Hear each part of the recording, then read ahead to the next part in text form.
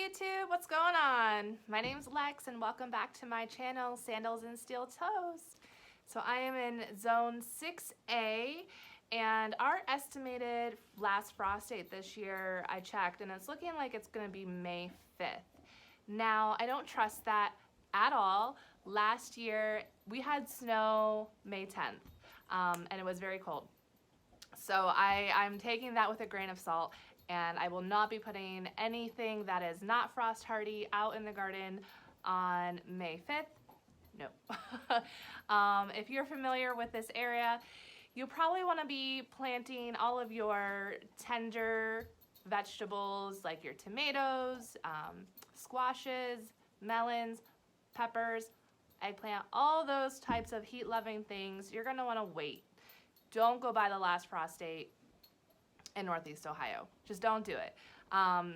You will probably be very disappointed when we get a really cold night and all those things that you started have died. So I am going to strongly encourage you to wait at least 2 weeks after that estimated last frost date. What I'm personally going to do is probably between Mother's Day weekend and Memorial Day weekend is when I'm going to start moving things out. Probably not even like tomatoes and peppers. I'm gonna wait to Memorial Day weekend. That's what I did last year. That's what gardeners in my area do very often. So if you're in the Cleveland, Ohio region, north of that, northeast of that, right near the Lake Erie shoreline, and it's kind of weird weather. The lake changes things, so do not go by that last frost date if you are in Northeast Ohio, near my area. For those who are not in my area, you know, you're just gonna have to look and kind of look back at years past frost dates, kind of estimate, you know, going and putting everything out that you've worked so hard to grow. You're taking a chance if you put it out at that last frost date. Erring on the side of caution and waiting like 2 extra weeks after, it could save you a lot of heartache and all that time that you put into growing stuff. You might just want to wait a little bit. So I'm going to flip the camera around and show you what's going on up here. I'm growing so far. So these, which are the biggest of everything that I have so far, are kohlrabi. If you're familiar with Baker Creek Seeds, you'll know that they last year were sending a whole bunch of purple kohlrabi. So I started it, and these look really good. I'm very impressed with how they've been growing. And again, this container here is something that I had saved. So the plan for this kohlrabi is it's going to be hardened off. I'm going to start hardening off either this week or maybe early next week. It just depends on how the weather is going. The kohlrabi does need to go out. It's, you know, I pay attention to my plants, and I just can tell that it's not as happy being in here at this stage anymore. It probably needs to get potted up, and I don't want to pot it up at this point because I'm ready to move them outside. You know, we're still about 10 weeks from that last frost date I mentioned earlier of May 5th. Now, kohlrabi is cold hardy. It can handle a frost. I do have some frost covers that I can, when I plant these, I can cover those as well to give them a little extra protection from the cold. So I'm comfortable with moving the kohlrabi out soon. Same with these are leeks. Never grown leeks before. Started these on January 15th, I believe. So they're getting long. I've been giving them several haircuts. Same with my onions down here. So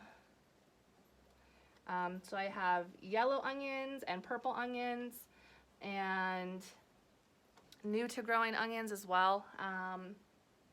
But I've been giving them haircuts because they've been getting really long, and I think they need to go outside soon because they're just not growing super good in here anymore.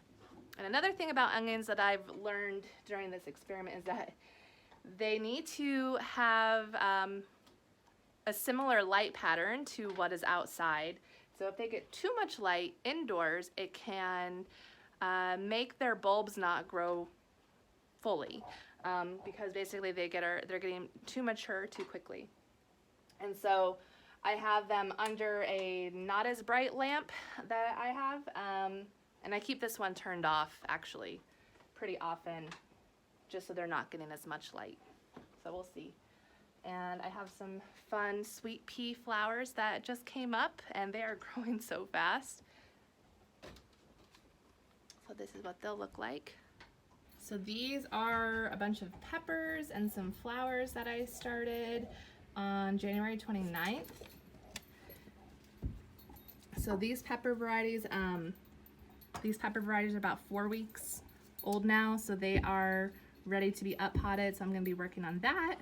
They have some true leaves, and they're getting a little bit big for their containers. And I sowed 2 seeds in each cell, and a lot of them came up with 2, and I am not gonna cut them. I'm going to just gently separate them when I up pot and put them in their own containers.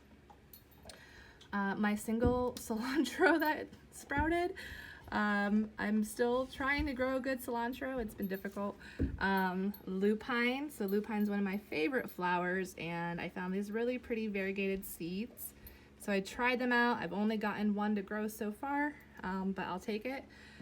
I started pink daisies, and I don't know if the seeds weren't good, but nothing has come up there, and it's been well over a month. Bachelor button flower. So 1 came up right away, and I had to resow more. Snapdragons are not coming up. Again, I don't know if the seeds weren't good, and I have eggplant back there. So this is my second round of peppers, this tray and this tray, which I started on February 14th. So these are about 2 weeks old. And the reason I started peppers so early is that we just don't have as long growing season. So I started them much earlier this year to give them extra time. And they're doing really nicely so far. When I start my seeds, I keep one of these dome covers on to help with the humidity until they start to sprout. So this tray of peppers has been taking longer. And now that looks like most of them have sprouted, I'll probably need to be removing this next.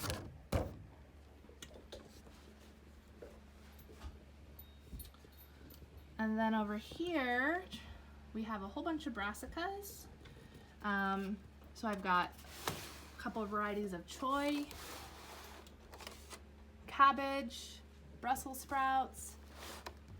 This tray is super full, very lovely, very oversown. There are way too many plants per cell.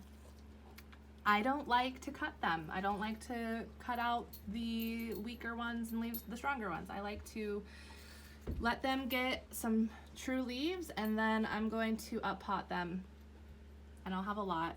And that's okay. I'll just give away extras if I have too many. But all of these are cold hardy and will be going out into the garden here in a couple weeks. I don't know, probably around the first day of spring, which is March 20th, depending on how big they are by that point after I up pot them.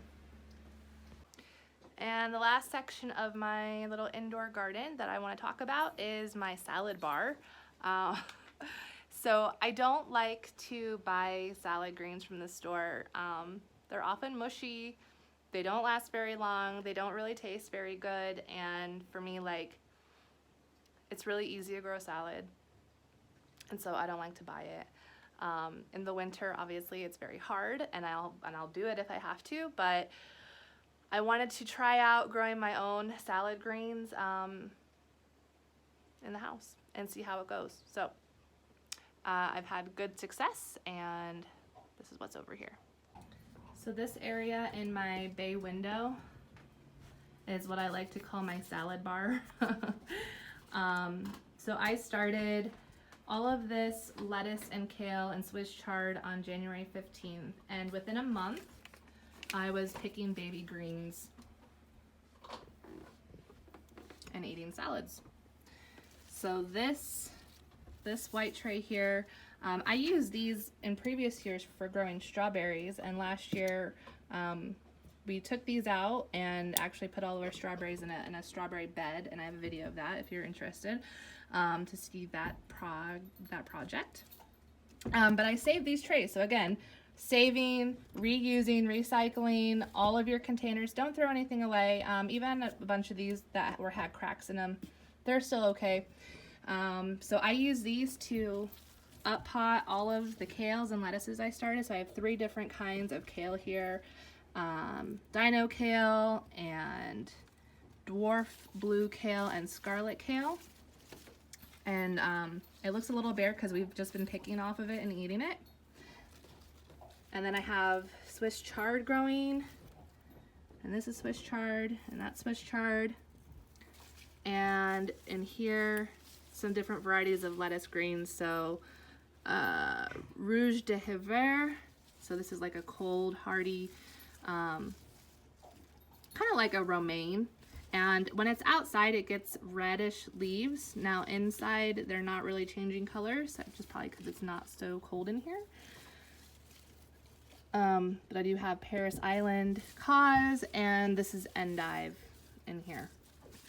So we are eating salads, and I keep them over here now under in the bay window because it is cooler over here. It's more drafty. Old house, old windows, and they are doing a lot better over here than when I had them under the grow lights, and it just looks really pretty. I also have my Boston ferns in here, so lots of lovely things growing in my window. Citronella that I've had for several years. I bring it inside every winter and it smells really nice. I am trying to sprout my sweet potato. So this has only been sitting in water for about 2 weeks. It takes like 4 weeks before sprouts start to appear. But if you can tell, there's some little nubbies starting to grow. So we'll see. This is an experiment. I've never grew sweet potato slips before, so we'll see what happens. And these are nasturtium flowers that I started inside, and they're kind of leggy. They were getting too big and too hot under the grow lights, so I moved them over here. And once I feel more comfortable that we're not going to have any super hard frosts, then I'll put those outside. And so what's next, right? I have to up pot all those peppers and all those cabbages and choys, and I have a lot of stuff I have to start still. Broccoli and cauliflower, I haven't started those, so that's pretty top priority to get those going next. Tomatoes. So my plan is to get the tomatoes going around St. Patrick's Day, which is March 17th. So sometime in that week or shortly thereafter, I'm gonna get the tomatoes started. I have so many tomato varieties this year. I think after my seed swap I'm probably in the 30s to 40s of tomato varieties. So I really wanna try them all, and maybe we'll just start like maybe 2 of each.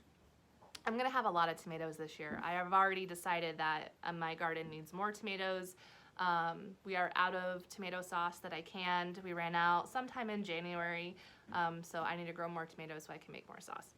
That was the big hit of the garden, was the tomatoes. So already planning on expanding and making more room to grow more tomatoes. Roots. What roots? Carrots. What are they called? Carrots, beets, that's it. So we gotta get the beets started. I have tons of potatoes in my basement from potatoes I grew, and we didn't eat them all, and they have sprouted. So I'm gonna get potatoes in the ground much earlier this year too. Last year I started them in May, but I read once the ground is workable, potatoes can go out, and I have pretty loose soil anyways. It's sandy loam soil, so it doesn't get super hard even in the middle of winter. I have so much to do. I have flowers I need to start inside. My advice, if you're having a hard time or feeling overwhelmed with like starting your seeds and it's just too much, what I do is I take like an hour. I know that I usually have an hour in the morning before I have to start my workday, and I take that hour to start seeds. I will do whatever I can. That's why I have so many different layers of seeds in different stages of growth right now because I don't do them all in one day. I can't. You know, or by the end of the day, I'm too tired and I don't want to do it. So I'll just do what I can within that chunk of time that I can get in. And if it's only 1 hour out of a whole week, that's what I did. And that's fine. It's, you know, better than nothing. But just encourage you, just do what you can. If you can't do it all, don't worry about it. Start small. Just do a couple seeds a day. It's good. It's good. So thank you everyone for watching this video. If you have any questions or if there's something that I didn't cover or wasn't clear on, please drop a comment. I will answer all of your comments. And then if there's any video that you want to see in the future, some topic that you're curious about, like I said, I am in Zone 6A, Northeast Ohio, along Lake Erie. So we're kind of in this like weird microclimate that doesn't really apply to all other areas of Ohio. You know, and there's something that you want to see specifically that might help you or you have questions on, just shoot me a comment, send me a message. I'm on Instagram at Sandals and Steel Toes. You can find me on Facebook, YouTube, obviously. So you can find me on social media. Just send me a comment, let me know what your questions are, what you'd like to see in the future, and I will work on those. Video creation, I get it out when I can.